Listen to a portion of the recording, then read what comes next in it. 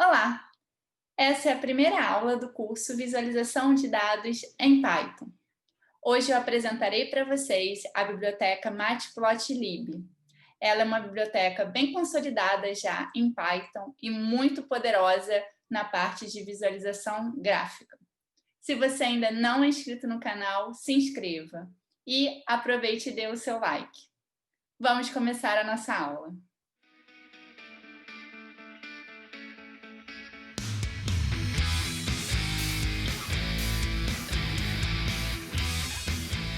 Nessa aula, eu usarei, além da biblioteca Matplotlib, a biblioteca NumPy. Se você não assistiu o vídeo sobre eu apresentando esta biblioteca, eu recomendo que você o veja antes de prosseguir aqui. O link está na tag do vídeo e também na descrição. Bom, como sempre, o primeiro passo é a gente fazer a importação das bibliotecas que vamos utilizar. Então, eu vou importar a NumPy, SNP, e vou importar a biblioteca matplotlib.pyplot_splt.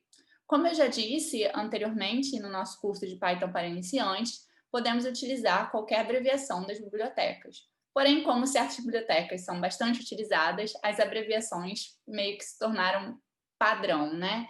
Então, para matplotlib, a gente costuma utilizar essa abreviação PLT. Porém, você pode colocar a abreviação que você quiser ou nem mesmo colocar nenhuma abreviação. Fica a seu critério. Vou rodar aqui.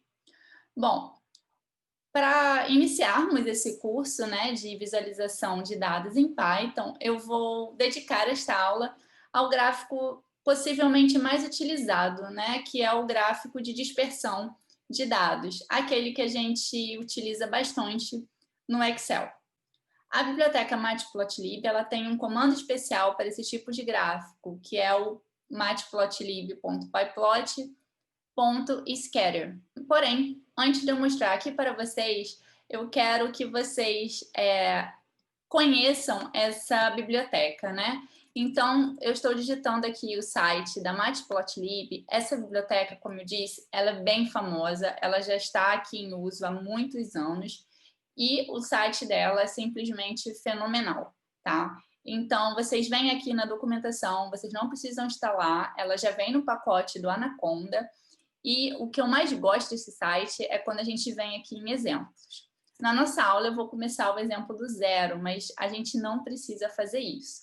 Dificilmente você vai querer fazer um gráfico no qual ele já não tenha algum gráfico parecido aqui na galeria de exemplos. Então, toda vez que você quiser utilizar essa biblioteca, eu recomendo que você venha aqui no site e já procure um gráfico próximo do gráfico que você quer fazer. E aí, basta adaptar. Por quê? Porque se clicarmos aqui em qualquer gráfico, ele mostra o código, né, para gerar a imagem do plot. Então, é uma biblioteca bem acessível e o site está bem organizado. Então, eu recomendo que você pause o vídeo e explore um pouquinho esse site, porque vale muito a pena. Eu vou colocar o site, ele está aqui na descrição do vídeo, este endereço. Então, vou fechar e vamos voltar à nossa aula. Bom, para a gente fazer o gráfico, a gente precisa criar pelo menos dois vetores aqui, né? O x e o y. Então, o meu vetor x, eu vou criar com o comando np_arrange. Então, se eu apertar aqui no meu teclado Shift e o Tab, ele dá uma dica, né, de como é a sintaxe da função arrange da biblioteca NumPy. Então, a gente começa aqui o ponto inicial, eu vou colocar que é 0. O ponto final, eu vou colocar que é 125. E ele fala que depois é o step. Então, eu vou colocar um step de 5 e 5. E vou imprimir o x. O meu y, eu vou gerar da biblioteca NumPy também, mas ele vai ser aleatório, tá? De qual dimensão? Da dimensão de x para fazer o parzinho. Bom, vamos ver como esse gráfico ficou, né? Então, lembrando que a abreviação da nossa biblioteca Matplotlib é PLT, como estamos querendo fazer um gráfico de dispersão, onde os pares, né, o X e o Y, cada par de coordenada vai ser representado por um ponto disperso no seu gráfico. Então, é o gráfico scatter, X, Y. E, voilà, aqui está o nosso gráfico. Para a gente evitar esse output, eu posso vir aqui e escrever PLT show, ou então acrescentar aqui um ponto e vírgula. Eu vou botar o PLT show, tá bom? Mas você pode testar acrescentando um ponto e vírgula aqui. Como podemos ver, o default do gráfico de dispersão da biblioteca Matplotlib é, na verdade, com um marcador circular e com a cor azul. E se quisermos alterar a cor dos pontos, né, deste gráfico, como é que fazemos?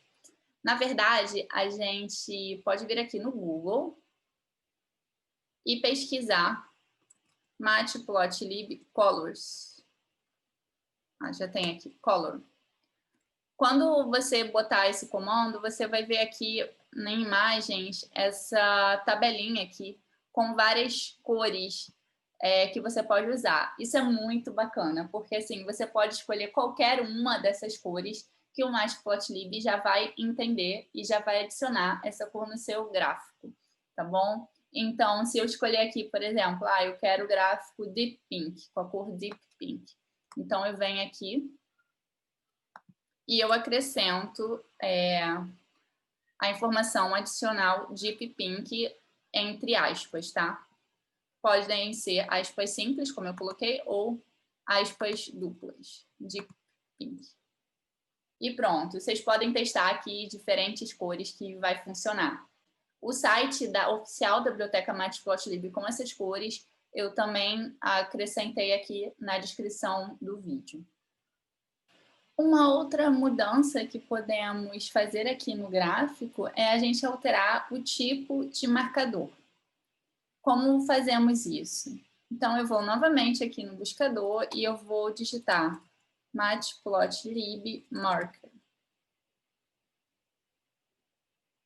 E aqui no site do Matplotlib, ele apresenta os tipos de marcadores, ele mostra aqui o exemplo dos símbolos e como é que a gente consegue referenciar esses símbolos no código, né? E a descrição de cada símbolo.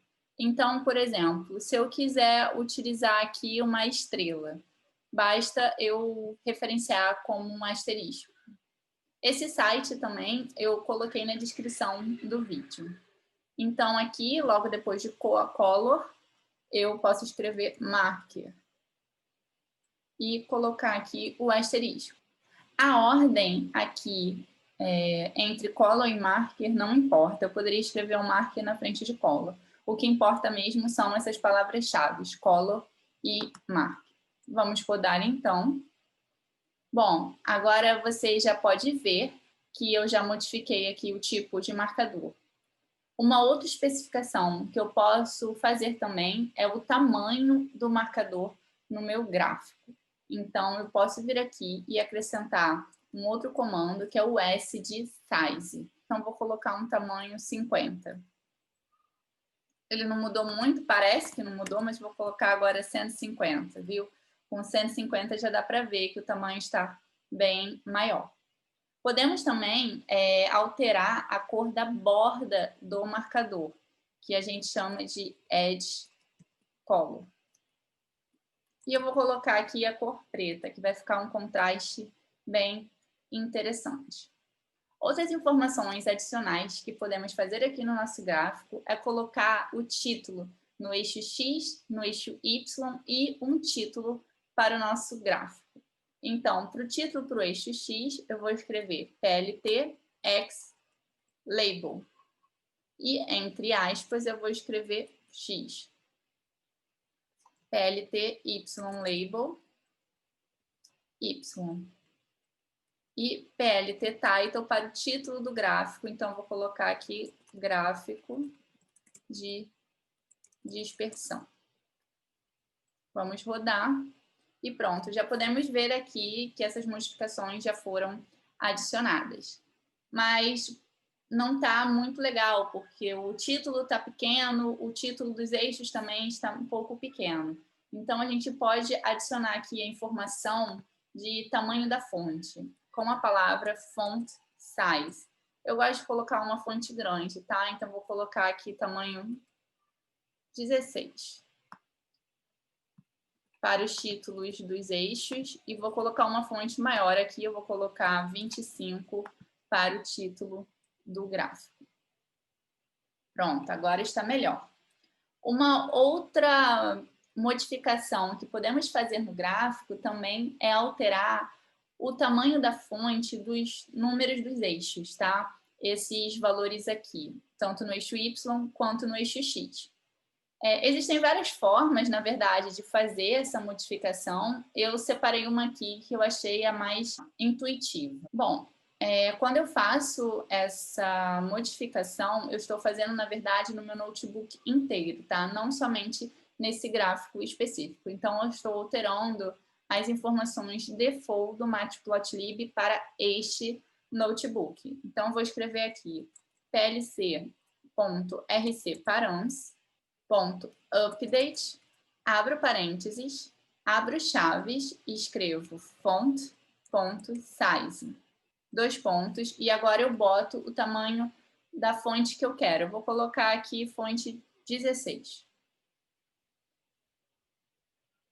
Não, 16 é o do título, né? Eu vou colocar a fonte 14. Então, eu rodo aqui. E a partir de agora, ele já vai atualizar para todo o gráfico que eu construí nesse notebook específico. Então, como podemos ver, ele já mudou aqui, tá vendo? Já está com uma fonte maior, fica mais visível e é melhor de entender o gráfico assim.